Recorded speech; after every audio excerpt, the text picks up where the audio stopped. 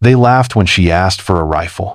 Then the commander said, "Give her the Black Talon." They laughed. Not just a chuckle, a sharp, cruel chorus that echoed across the gravel courtyard like shrapnel. "She wants what?" spat a sergeant with sun-split lips, and eyes too tired to see truth anymore. A dozen boots scuffed in amusement. A few muttered behind canteens. One pointed not at her eyes, not at her scars, but at her hands. Those hands can't hold recoil. But she didn't flinch, didn't blink. Her voice cut through the heat like a cold blade. "I said, I'll take the Black Talon." The laughter died. All eyes turned. Not to her, but to the commander, who stood stone still behind the line. He hadn't spoken all morning. Until now. "Give it to her." A silence heavier than steel dropped over them all. She stood barefoot in the dust, the laces of her boots undone, her sleeves rolled and stained. There were scars running across the backs of her hands, old burns, healed over time. Her left wrist bore a thin, faded bracelet of paracord, a child's handiwork, by the look of it. She was not tall, not broad, not loud, yet in the middle of men who had seen war, she held herself with the stillness of someone who was war. The base was a sunburned outpost at the edge of nowhere, a dusty forward operating station near the foothills of Broken Peace. New rotations came in daily. Few new names. Fewer asked. She had been there, before most of them, quiet, unassuming. No one could recall when she first arrived. She worked logistics, carried crates, sorted rations, mended uniforms, with silent hands. Most assumed she was civilian support, a helper, a shadow. Until she asked for a rifle. Until she asked for that rifle. Her name was Sarah Halden. Once, years ago, she'd gone by Specialist Halden. Before that, Sergeant. And before that, just Sarah. Daughter of a mechanic and a mother who embroidered unit patches in the kitchen while the radio hummed. She had enlisted at 19. Not for adventure, not for politics. For the quiet need to make broken things work again, machines, people, herself. Her first deployment was to the valley, second to the peaks. The third never officially happened. She carried no medals. But there were rumors whispered, in canteens, and smoke breaks of the convoy she dragged back under fire. The outpost she held alone after comms died. The child she carried 2 miles through shattered woods with a bullet in her shoulder. But then came the operation that wasn't on paper.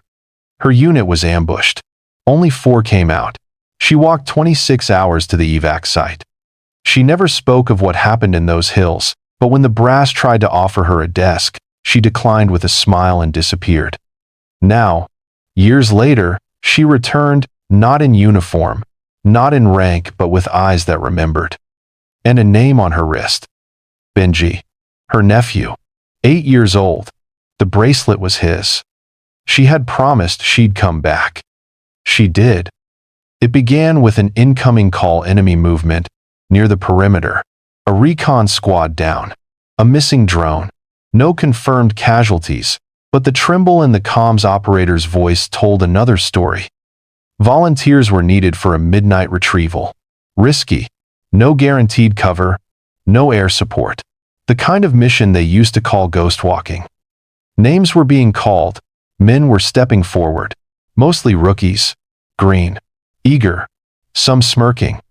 She stepped into the circle without invitation. "I'll go." Heads turned. The heat turned heavy. "You?" One corporal's voice dripped with disbelief. "You think this is a movie?" She didn't answer. A sergeant shook his head. "You're not on the roster. You're not even technically enlisted." She walked to the weapons table, eyes scanning the array. "I'll take the Black Talon." The table went silent. Everyone knew the Talon, a custom rifle reserved for special operations. Long range. Matte black. Brutally accurate. Heavy. Unforgiving. No one handed it out. No one asked for it. And yet here she was, asking with a voice so calm it hurt. The laughter began low. Nervous at first, then mean. "Give her a kitchen knife while you're at it. Careful. She might break a nail." Even the younger recruits grinned. But she remained still. She did not defend herself, did not list her deployments, did not raise her voice or her chin. She only held her wrist, the paracord bracelet wrapped around her hand like a vow. Somewhere in the distance, the sky rumbled. The scent of burnt copper and fuel hung in the air. A storm was building, inside and out. Then came the voice. The commander. He had not spoken in hours. He watched from the edge, unreadable, silent. He stepped forward. "Give her the Black Talon." The armorer hesitated. I said, "Give it to her." The rifle was handed over.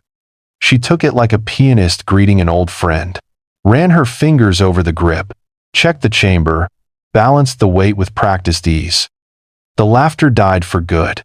She walked toward the transport without a word. 3 men followed, still unsure. One tried to whisper a joke, but it never left his throat. An hour later, the retrieval team went dark. 2 hours passed, then 4. Then a single voice came through the comms, clipped, precise, calm. "This is Halden. Target located. Squad accounted for. Returning with payload. Mark landing zone. ETA, 27 minutes. Silence followed. Then cheers. Then disbelief. But when the doors of the transport opened, it wasn't cheers that greeted her, it was silence. She stepped down first, rifle over shoulder, uniform dusted in ash and blood, not her own.